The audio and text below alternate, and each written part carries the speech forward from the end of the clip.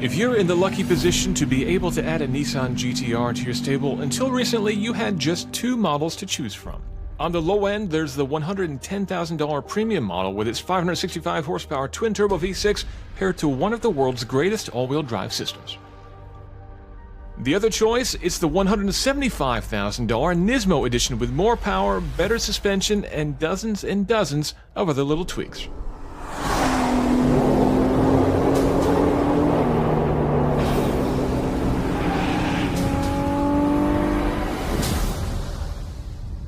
That's a pretty big price gap between the two, a gap that's now been filled by this. It's the 2017 Nissan GTR Track Edition, and the Track is exactly where we are today.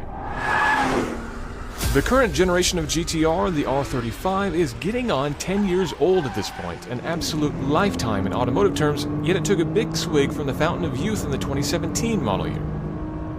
The car received its biggest visual refresh yet, more creased and edgy and taking a lot of visual cues from the full-fat Nismo edition, including a new nose that allows its twin-turbocharged 3.8-liter engine to suck in a lot more air. That, plus some more aggressive tuning and a new titanium exhaust, meant 20 extra horsepower for the 2017 model year. The Track Edition retains that same 565 horsepower V6, but inherits many of the other tweaks found in its big brother, the Nismo Edition. Among those tweaks, a set of retuned Bilstein dampers that make this car a little bit stiffer, just like Big Daddy Nismo GTR, but the car doesn't feel night and day different over the base GTR. It is a little bit tauter, you can definitely throw it in the corners a little bit harder, but importantly, it still has the adaptive suspension, so if you're going out for a night on the town, you can flip a little switch down to comfort mode, and you won't have to worry about losing any of your fillings. We've also got all the same performance gauges that we've had since the launch of the R35 GTR, the same Gran Turismo-inspired display here, which is fun for the PlayStation generation like myself. And these seats, which are allowing me to sit a little bit deeper in the car, allow me to feel a little bit more planted myself as we go deep in the corners and deep in the braking zones.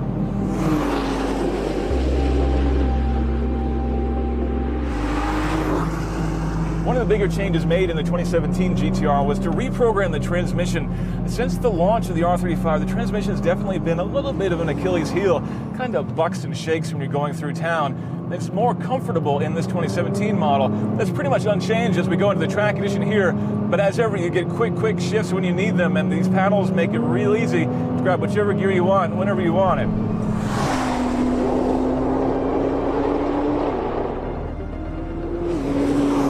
The biggest difference definitely comes from the wheel and tire package. We've got more rubber up front, which means more grip up front. The GTR can tend to understeer a little bit if you don't drive it right, but if you set the car up perfectly, and if you are a little more aggressive with the right foot than you might think, the car will pull you right around the corner in a respectably impressive way.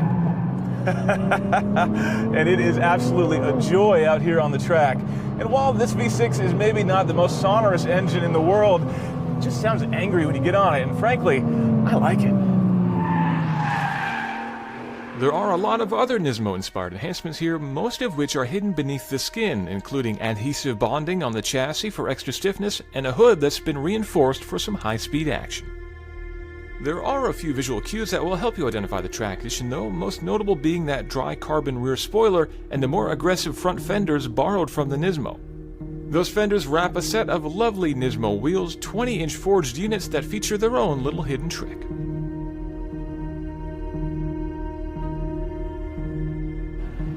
On the inside of those wheels, and the lip where the tire meets the wheel, there's knurling, which is little ridges that help the tire grip the wheel better. Now, I can't show you what that looks like, at least not without a floor jack and a knife, but I can demonstrate how well it works.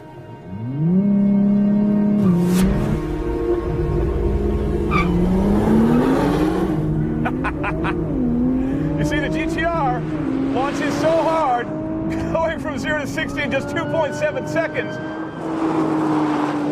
that it can actually spin the wheels inside the tires. Add those little ridges, problem solved.